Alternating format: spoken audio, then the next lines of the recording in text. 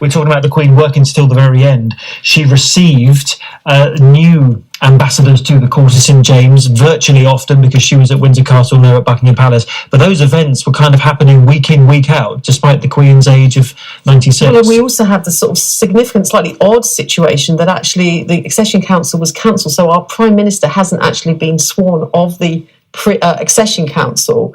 I think that was going to happen yesterday. So the Queen cancelled last night. Also, it's interesting you were mentioning having met the US ambassador, and obviously, as we've discussed, there was a reaction coming in from all around the world. In just a moment, we're going to go to our correspondent, Robert Moore, who's in Washington. Robert, what has been the reaction out there? We know that the Bidens have issued a statement.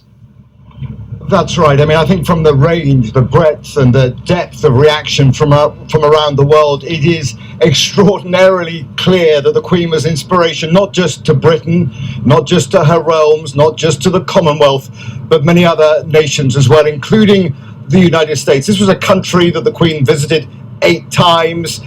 She knew and had met 14 of the last 15 American presidents.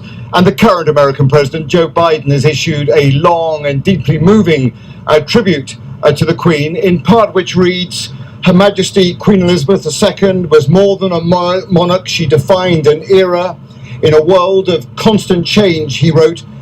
She was a steadying presence and a source of comfort and pride for generations of Britons. And he went on to say that Queen Elizabeth II led always with grace, an enduring commitment to duty, and the incomparable power of her example. His predecessor, Donald Trump, has also issued a statement saying what a grand and beautiful lady she was.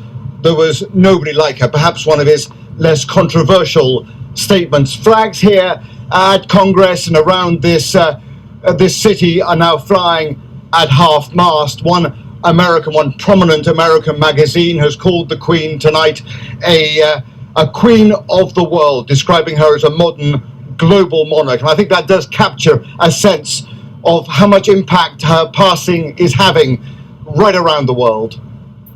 Robert, thank you. Robert Moore there in Washington. And that phrase Robert used, a modern global monarch. What an extraordinary thing to say about someone who was 96. Modern.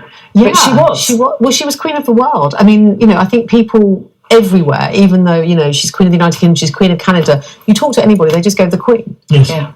But of course, there's other queens, but actually she's just the Queen. Even in Germany, she's referred to as the Queen because that is the Queen. There is no other, as far as they are concerned. Of course, there are other monarchies in Europe, or other monarchies in different parts of the world. But there was a title of a book recently, The Queen of the World.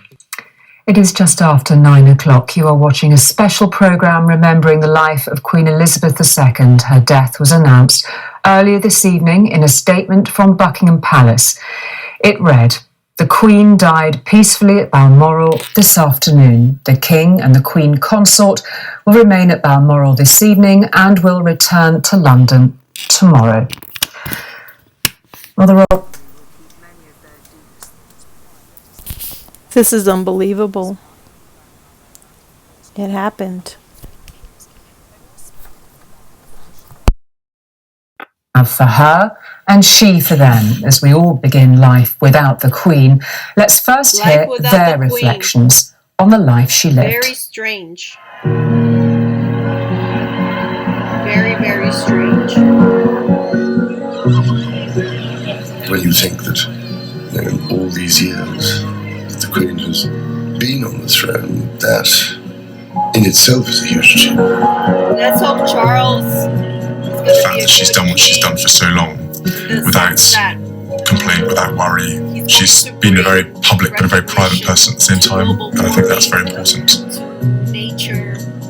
What she's led, what she's achieved, and what she's created amongst a huge amount of people from different ethnic backgrounds, different skin colours, different islands, whatever it be, she's created this.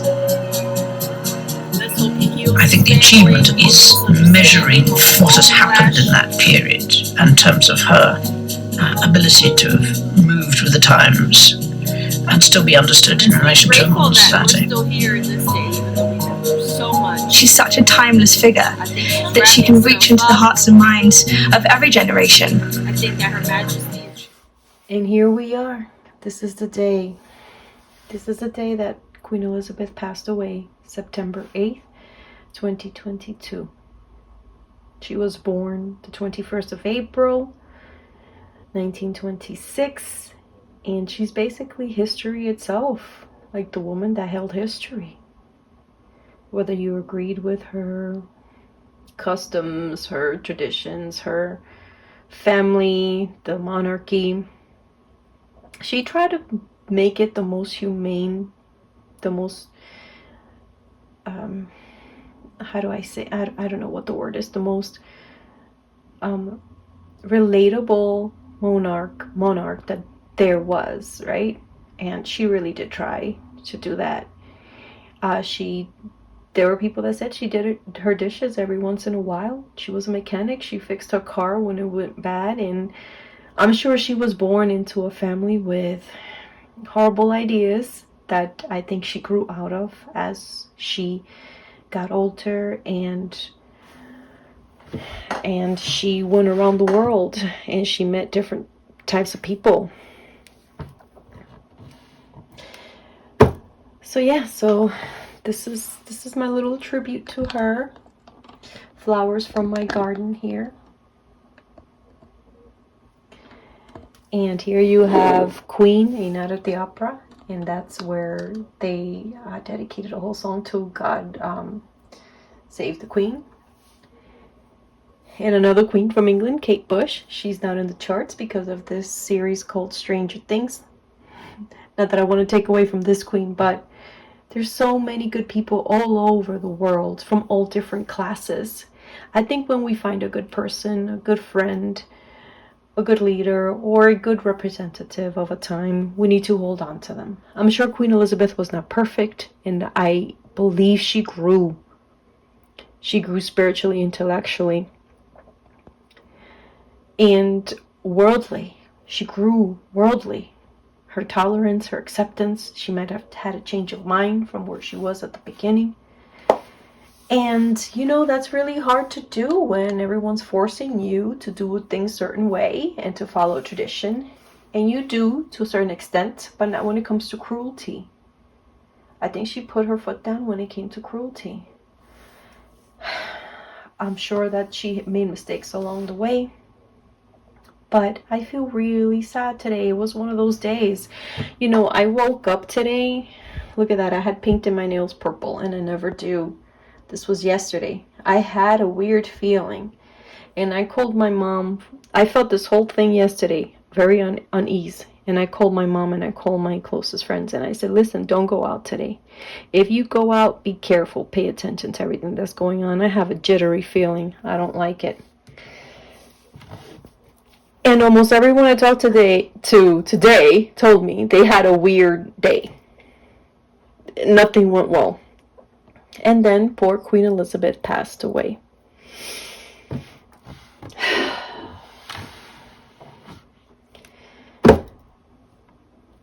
Yeah, so my condolences to all you people out there in Britain, Great Britain, and all over the world. I think all of us knew that she was just more than, you know, a monarch in the British Isle. I think she was a lady that had been there for so long that we all felt like she was part of us. And I feel sad. I feel really sad. Poor old lady. I was telling my husband, and he said, all I know about Queen Elizabeth, he said to me, I know that you like her, and you like he goes, you like everybody except Trump. That's what he said. You like everybody except Trump. And then he goes, I know you liked her, and I don't know much about her. And so then we started going over the BBC, and we started scrolling down, and he goes, all I know about Queen Elizabeth, at first I was rolling my eyes at him, because he's like, all I know about Queen Elizabeth is Leslie Nielsen, Naked Gun. Oh, this is when Leslie Nielsen, you know, pulled her chair out for her. and all this stuff. And then as we kept going down and he saw the history, because he loves history, that he saw that I told her, oh, her first prime minister was Winston Churchill. That like sparked his interest.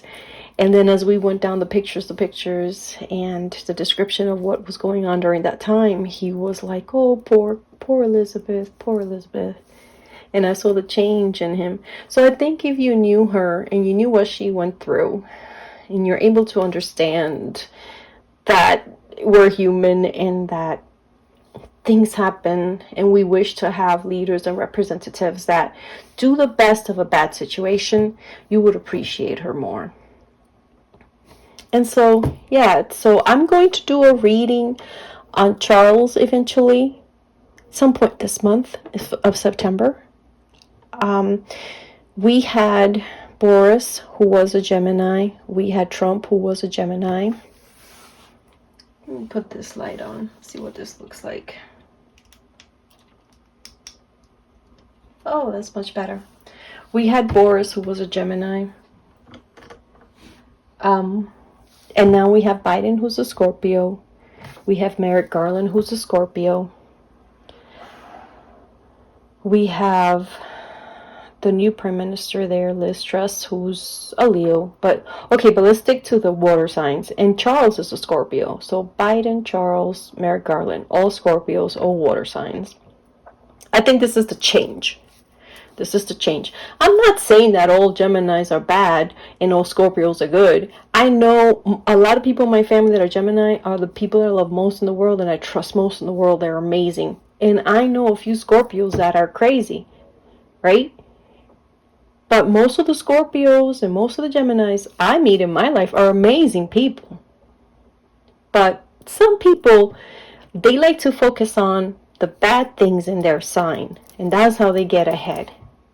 And then you have the people that try to focus on their strengths, their good qualities to get ahead. So let's hope that these new leaders are focusing on their good qualities to get ahead. Oops, sorry, I didn't want this to shake. On their good qualities to get ahead. And I'm going to do a reading on Charles just to see. I got a good feeling about him when it comes to the environment. So, yeah, so that's where we are. But poor Queen Elizabeth, I feel like it's the end of an era, the end of an epic. Things will never be the same again.